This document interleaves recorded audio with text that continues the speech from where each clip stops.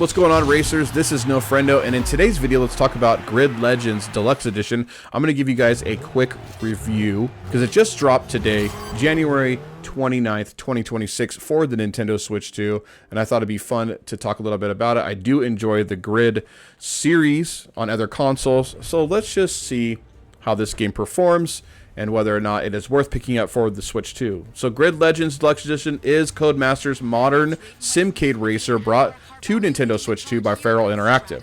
It's a deluxe edition build, meaning that you get the base game plus all the previously DLCs like extra events, cars, demolition modes, etc.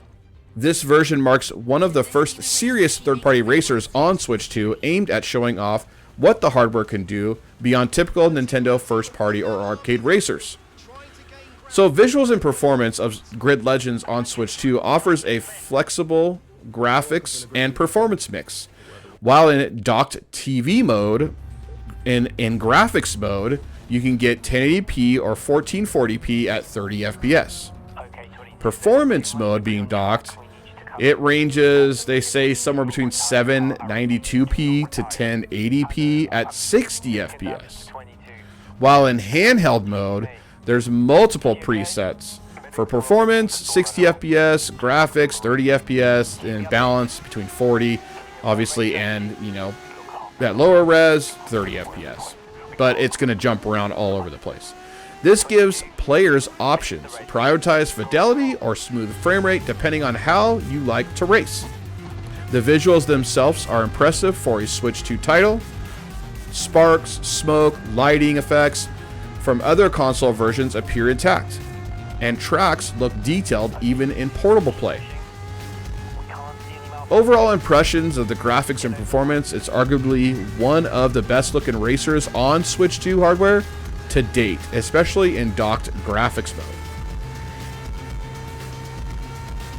So for handling and controls, the gameplay sits squarely in the Simcade zone, meaning it's more realistic than pure arcade racers like Mario Kart, but not as demanding or punishing as true sims such as Gran Turismo. You can feel the speed, cars are reactive, and there's enough nuance that tuning and handling changes matter as you climb difficulty. So, for acceleration input, Switch 2 controllers lack analog triggers, just like the previous Grid game. This is a common frustration among racers, so throttle and brake are digital unless you use an NSO GameCube controller with analog triggers. So it does support that. That is pretty cool. But alternative solutions, you can actually map the acceleration and brake to the sticks, but this won't feel as natural as analog triggers. Newer players will appreciate adjustable assets and rewind features common to Grid titles. So for content and modes, the Deluxe Edition packs a broad range of content. 10 racing disciplines, like circuit, elimination, time trials, trucks, etc. Career mode that progresses you through events. Story mode driven by glory with live action sequences. Custom race creator, but all DLC content included from the start because this is the Deluxe Edition. This is a very solid amount of content for the Switch 2 racer, giving both variety and longevity, especially if you enjoy single-player progression. Now, some of the missing features and limitations of this build.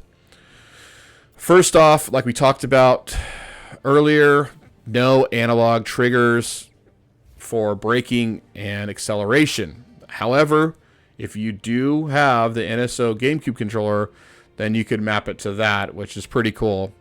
But for everybody else, we're kind of screwed. Hopefully there is a change because we can use other controllers like an 8-bit Do controller. That would be nice. I think the Pro 2 has analog triggers on that as well, so hopefully that changes and there's an update coming soon. Another missing feature, and a big one, not as big as the next one after this one, but a big one, is no local split screen. So unlike other console versions, local multiplayer isn't available at launch.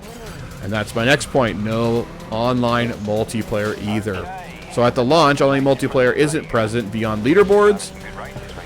Though there's chatter, there might be some updates in the future in a patch to get that. I know we got that with The previous Grid game on Switch 1 that was added in later on, but it was quite some time to wait for that. So hopefully it's sooner than later. But despite these, the core racing experience remains solid and responsive. So the highlights. What Grid Legend does well on Switch 2. Very strong visuals for the platform, special effects, lighting, track details stand out. Choice of performance versus graphics presets gives players flexibility. Deep variety of cars and events keeps gameplay fresh, and story and career modes are surprisingly engaging relative to other racers.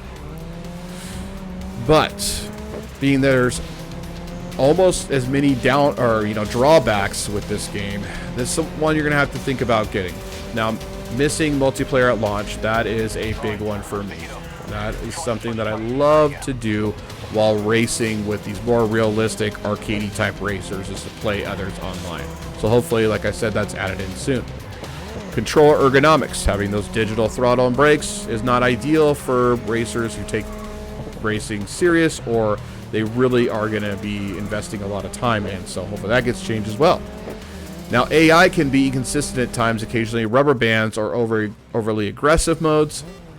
Mode variety outside single player still isn't, feels limited because there's no multiplayer. So, the verdict. Who is this for? Well, let me just start off by saying that the game does retail on the eShop for $39.99. That is in North America. So yeah, $39.99. Pretty good deal for what they're offering so far. Now, if there's an update and add on online multiplayer, there might be an upcharge, $5, $10, who knows? But it might be worth it at that point. Who knows? If you want a deep single-player racing experience on Switch 2, I mean, it is going to offer quite a bit of entertainment. And obviously the dynamic visuals and the performance tuning is a great feature for Switch 2, so I do like that. And like other simulator racers, this is not too punishing. It doesn't require you to do too much to enjoy the game, but it does have some simulation-like experience to it. But no multiplayer. I don't know. I wish they would have launched the game with online multiplayer. At least local couch co-op. Which I totally agree with. I think that this game is a really good game on Nintendo Switch 2. There is some missing features that we all want to be on the game. We just have to let the developer know. But I think that, they'll probably add them, just like they did with the old game. Yeah, I'm pretty happy with this. I would definitely give it a 8.5 out of 10. I think there's going to be a lot of content here to enjoy. And I think I'll be playing this for quite some time. And I believe it is the best racer on Nintendo Switch to date. Anyways, guys, thank you so much for watching this video. I really do appreciate it. If you guys made it this far and you enjoyed this video and you enjoy racing games, please give this video a thumbs up. It really helps the channel grow. And also, if you're new here and you love Nintendo Switch 2 or Nintendo video games or just video games in general, please think about giving the channel a subscribe. I really do appreciate that, and I'll see you guys on the next one. Bye.